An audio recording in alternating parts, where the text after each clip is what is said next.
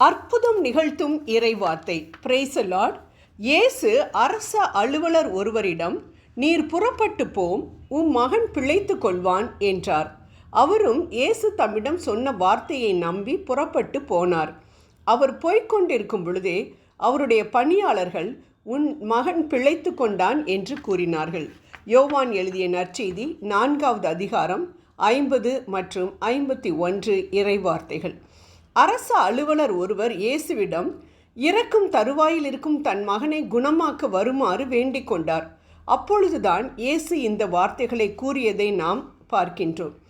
இந்த வார்த்தையை நம்பி அந்த மனிதர் புறப்பட்டு போனார் என்றும் பார்க்கின்றோம். அன்பானவர்களே, தன் மகன் இன்னும் சற்று நேரத்தில் இறக்கப் போகின்றான். அதனால் அவன் இயேசுவிடம் வீட்டிற்கு வாரும் ஐயா என்று கூப்பிடுகின்றான். ஏன்? அவர் வந்து தன் மகனை தொட்டு சுகப்படுத்துவார் என்று எண்ணி அவரை கூப்பிடுகிறான். ஆனால் அவரோ அவன் வீட்டிற்கு செல்லாமல், நீ போ, உன் மகன் பிழைத்து கொள்வான் என்று சொல்கிறார். இந்த இடத்தில் நம்மை வைத்து பார்ப்போம். என் மகன் வெகு தொலைவில், எப்படி அவன் பிழைத்து கொள்வான் என்று நிச்சயம் எதையும் அறிவியல் ரீதியாக நாம் யோசித்து பார்த்திருப்போம். அதனால்தான் நாம் நம் வாழ்வில் அற்புதங்களை காணாமல் இருக்கின்றோம். ஆனால் இந்த தகப்பன் செய்த காரியம் என்ன? அவன் இயேசுவிடம் ஆர்கியூ பண்ணவில்லை, எப்படி ஆகும் என்று கேட்கவில்லை. சித்தால் தேவனுடைய மகிமையை காண்பாய், யோவான் 11:40 என்ற இயேசுவின் வார்த்தைகளை விசுவசித்தவன் அவன். அதனால்தான் அவ்வார்த்தைகளை நம்பி தன் மகன் உயிர் பிழைத்திருப்பான், இந்நேரம் அவனை காண வேண்டும் என்று புறப்பட்டு போனவன் அவன். அதனால் நடந்தது என்ன? போகும் வழியிலேயே தன் மகன் பிழைத்து விட்டான் என்ற செய்தியை அவன் செவிகள் கேட்க இயேசு ஒரு அற்புதத்தை செய்தார். ஏன்? இயேசுவுக்கு பிடித்த விசுவாசம் அவனில் காணப்பட்டதினால்தான். அன்பானவர்களே, இப்பேற்பட்ட விசுவாசம் விவிலிய மனிதர்களிடம்தான் காணப்படுகிறது என்று நினைக்க வேண்டாம். யார் யார் தேவன் மேல், அவர் வார்த்தையின் மேல் நம்பிக்கை வைக்கின்றார்களோ அவர்களது வாழ்க்கையில் இன்னும் நடப்பதை நாம் காண்கின்றோம், கேட்கின்றோம். ஏன்?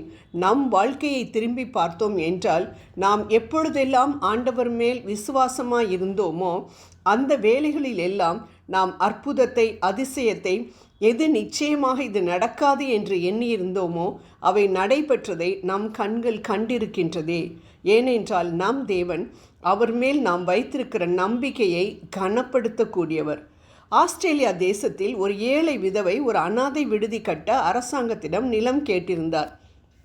அரசாங்கமும் இலவசமாக ஒரு இடம் கொடுத்திருந்தது. ஆனால் அது மலைப்பாங்கான இடம். மலைகளை உடைத்து அதில் விடுதி கட்டுவது என்பது இயலாத காரியம். ஆனால் ஆண்டவரால் எல்லாம் முடியும் என்று விசுவசித்து, எவராவது இந்த மலையை பார்த்து பெயர்ந்து கடலிலே விழு என்று தம் உள்ளத்தில் ஐயமின்றி நம்பிக்கையுடன் கூறினால் அவர் சொன்னவாறே நடக்கும். மார்க் 11:23 என்ற இயேசுவின் இறை வார்த்தைகள் மேல் நம்பிக்கை வைத்து ஒவ்வொரு நாளும் அந்த மலையின் முன் நின்று இந்த இறை வார்த்தைகளை சொல்லிக்கொண்டே இருந்தார்களாம். அந்த பக்கம் செல்பவர்கள் எல்லோரும் இவரை பார்த்து சிரித்துவிட்டு செல்வார்களாம். மாதங்கள் உருண்டோடின, ஒன்றும் நடக்கவில்லை. ஆனால் இவர்கள் மட்டும் தன் விசுவாச அறிக்கையை நிறுத்தவில்லை. விசுவாசம் மற்றும் பொறுமையுடன் காத்திருந்த தன் மகளை எப்படி ஆண்டவரால் விட்டுவிட முடியும்?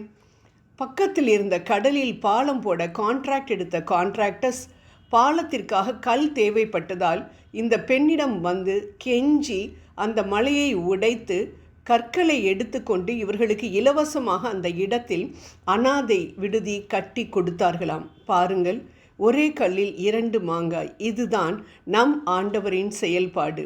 நாம் விசுவாசத்தோடு பொறுமையாக காத்திருந்தோம் என்றால் நமது கண்களும் அதிசயம் காண செய்வார். ஆம் அன்பானவர்களே, நீங்களும் கூட எத்தனையோ காரியங்களில் அற்புதத்தை எதிர்பார்த்து காத்திருக்கலாம். கவலைப்படாதீர்கள். சூழ்நிலைகள் எதிராக தோன்றினாலும், கடல் கொந்தளித்து நம் வாழ்க்கையில் புயல் அடித்தாலும், காற்றையும் கடலையும் பார்க்காமல் அந்த காற்றையும் கடலையும் அதட்டி அமைதலாயிரு என்று சொல்லி சீடர்களை காப்பாற்றின நம் தேவன் இன்றும் நம்மிடையே வாழ்ந்து கொண்டிருக்கிறார். நிச்சயம் நம் வாழ்வில் அற்புதம் நடக்கும். அதை நம் கண்களும் சுற்றியுள்ள கண்களும் காணும். ஜெபம் செய்வோம். அன்பின் இறைவா, சூழ்நிலைகளை பார்க்காமல் உம்மேல் கண்களை பதிய வைத்து எங்களது வாழ்வில் துன்பங்களை சந்திக்கவும் அற்புதங்களை காணவும் வழிவகுப்பீராக. ஆமேன்.